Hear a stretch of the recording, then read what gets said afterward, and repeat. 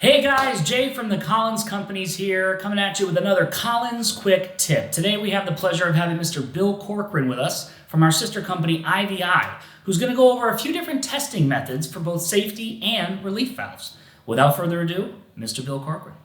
Hi, Bill Corcoran here. Thanks for inviting me today. We're here to talk about the VR method and on-site testing method when it comes to safety and relief valves.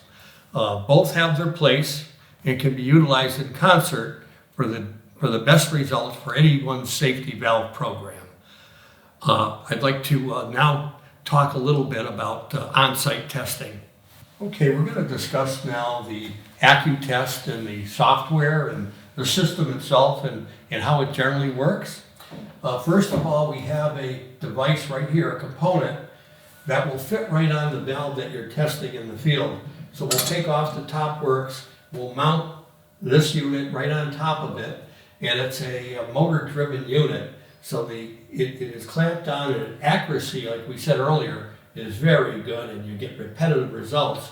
The unit is set on a cable to all the software that has all the relative information, data on each safety valve that's tested. We can also just put in the customer, and it's in our computer as far as if we've done it before, or we can add it. It's all editable. So you're saying that this unit attaches to this, and then this will attach to the computer? It'll actually attach to the software, which will attach to the computer, where the programs are. Okay. And that's the way that works. And what they'll do is after they punch in the information, they will just touch go, start, and it'll process the set pressure of the valve in the field. Okay. So what happens if the pressure's off? Yeah, that's a good question. If the pressure is off, that's one of the pluses of this on-site testing. The operator can actually readjust this for set pressure change. If it's say you're getting 240 and it should be 232, he can dial this down and bring it down to what it should be, and then reseal the valve so it's in place and not going to change, unless something else happens beyond anyone's control. So that is a valuable plus of on-site testing. Now, this method, should it be done at a certain time? Is it better to be done, every so many months, or before an outage, or? That's another good question. We've seen many of our plants, many of our customers that will actually have this done a week before, or possibly two, but just before their outage. Okay. During the outage, if they find valves that are not proper to set pressure, or if they find other problems, and we'll discuss other potential problems as the operators are looking at the valves when they're doing the test, they may find something else. But again, we'll explain that. So if you do this a week or two before, you're getting it at the latest moment in time until your outage. So you're going to get the best in-time check. So yes, that would be the time to do it if you can. Now, are both methods, both the VR and this on-site, are they both approved by the inspector, or is there only one that? Yeah, it is in our manual. We are approved as a VR shop, and in our manual, the type of equipment that we use is in our manual. That we can use this Acutest equipment, being a VR certified company.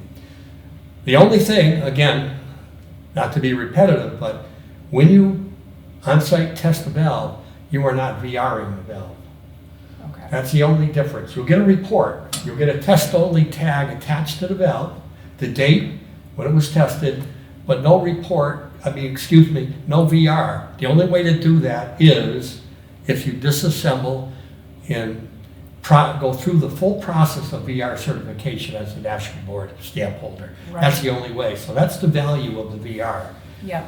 And on our website, we actually have a great article that's written that describes what the difference is on VR and the test only. So if you're a little confused on that, take a look on our website and you can read that article. Mm-hmm.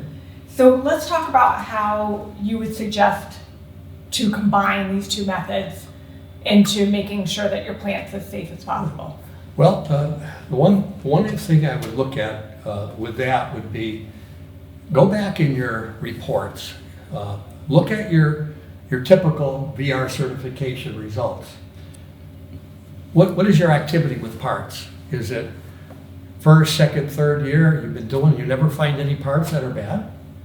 Well, that might have you look further to say, why am I doing this? Then you may look at, maybe it's just a valve or two that is giving you a problem. Well, maybe I ought to replace that valve. Maybe it's beyond its years if it keeps coming up on the radar.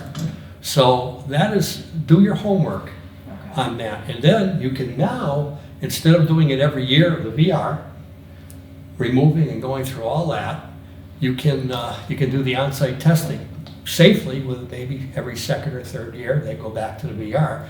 But again, consulting with your inspector, insurance company, and your own company's policies, what they want. And again, like we said earlier, we'll be here always to help you with reports, recommendations, maybe improvements to valves over the years. Would you make a suggestion of kind of taking an inventory of all the relief valves in that plant? Most definitely. Right, and then reviewing, hey, we're thinking about doing Acutest here and VR here, reviewing that with the inspector, and then having a plan. You know, when you go into a plant, and the plant could be quite a few years old, and you can imagine that there's been maintenance supervisors, maybe 5 or 6 over that time, and it's nobody's fault, but a lot of times the information is missing on the valves, and the histories it's missing as well. So you kind of, in many cases, have to start over. So we talk about going in and inventorying all your safety relief devices, right? Because there's different ones on air tanks, or it could be boilers, or unfired or fired pressure vessels. I mean, there's all kinds of equipment in a plant, and going through and taking an asset number inventory of all your items in your plant and putting them on a schedule. Well, that's it for us today, guys, here on the Collins Company's Quick Tips. I want to thank Bill Corcoran for being here and sharing his expertise with us on all things safety and relief valves. Remember, if you like what you see, or if you don't, go ahead and subscribe to our channel, like our channel, and leave us a note in the comments section as to other products or topics you'd like to hear a little bit more about.